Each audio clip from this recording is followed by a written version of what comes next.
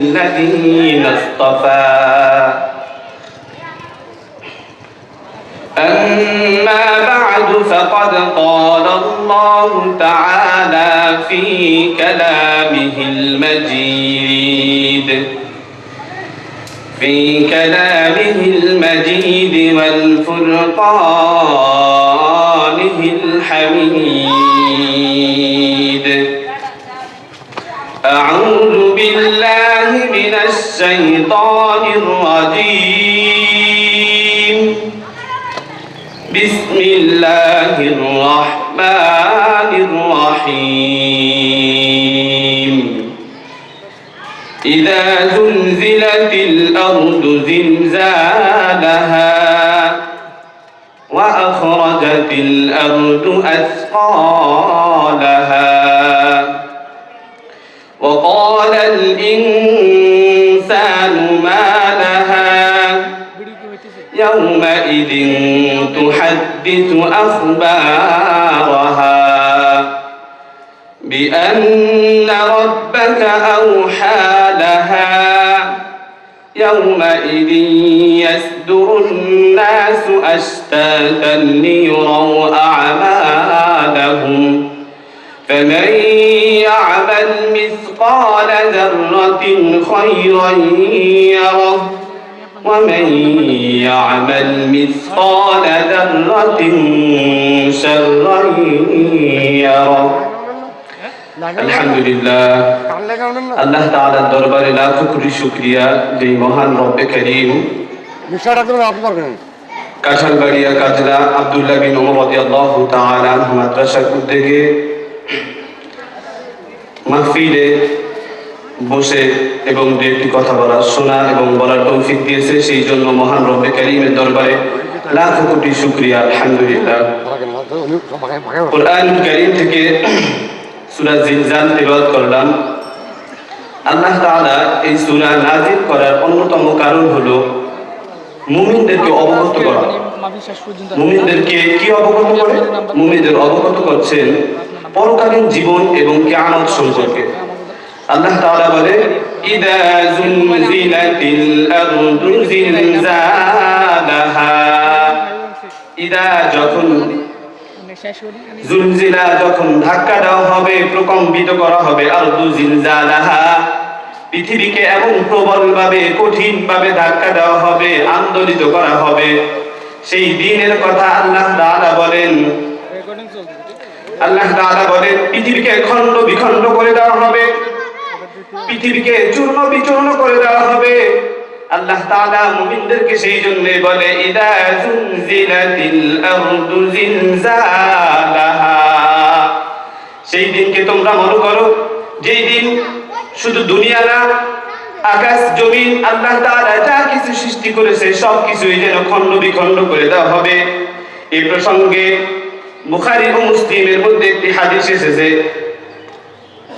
হযরত আবু সাঈদ খুদরি রাদিয়াল্লাহু তাআলা আনহু থেকে বর্ণিত, রাসূল করিম সাল্লাল্লাহু আলাইহি ওয়াসাল্লাম বলেন আল্লাহ তাআলা কিয়ামতের দিন আদম আলাইহিস সালাতু ওয়াস সালামকে লক্ষ্য করে বলবেন, হে আদম, তোমার বংশ হতে অংশ জাহান্নামে প্রেরণ করো।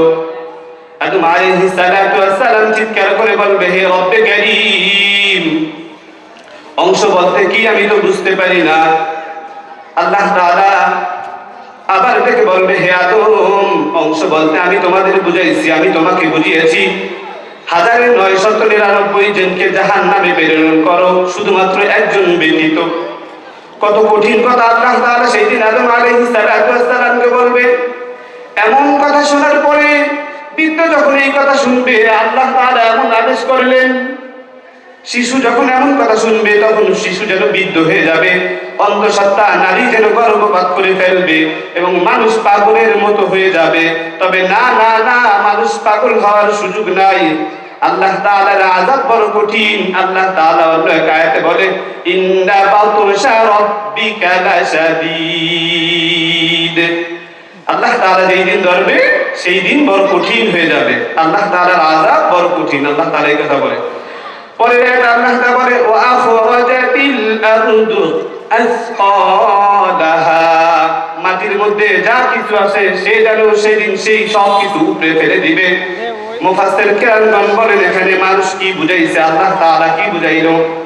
মাটির মধ্যে বলতে শুধু মানুষ কি সে বের করে খেলতে হবে না, মানুষের আমলনামা এবং যাবতীয় যা কিছু আছে সব কিছু যেন সেই দিন সে বের করে দিবে মাটি। শুধু মানুষ নয়, মানুষের আচার ব্যবহার কর্মকাণ্ড সব কিছুই যেন বের করে দিবে।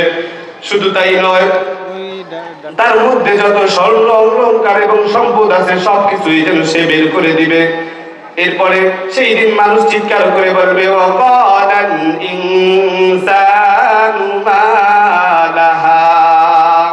মানুষ সেদিন চিৎকার করে বলবে ওয়াকালাল ইনসানু মা লাহা, হ্যাঁ এর কি হলো, এই মাটির কি হলো, এই মাটি কেন এমন করছে, মাটি সবকিছু তার মধ্য থেকে কেন বের করে দিচ্ছে। আল্লাহ তাআলা সেই দিনকে তাকে অনুমতি দিবে, সেই জন্যই সে সবকিছু বের করে দিবে। এরপরে কি বলে ইয়াউমাইদিন তুহাদ্দিসু আখবারাহা,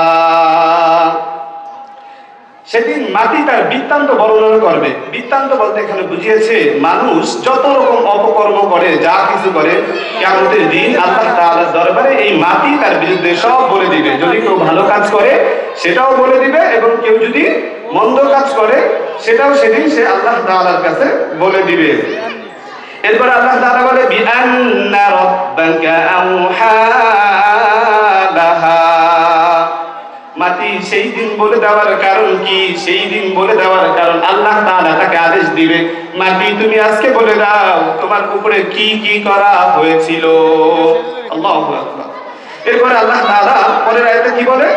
আল্লাহ তাআলা বলে ইয়াউমাইদি ইয়াসদুরুন নাসু আশতাতান লিয়ুরাউ আমালাহুম,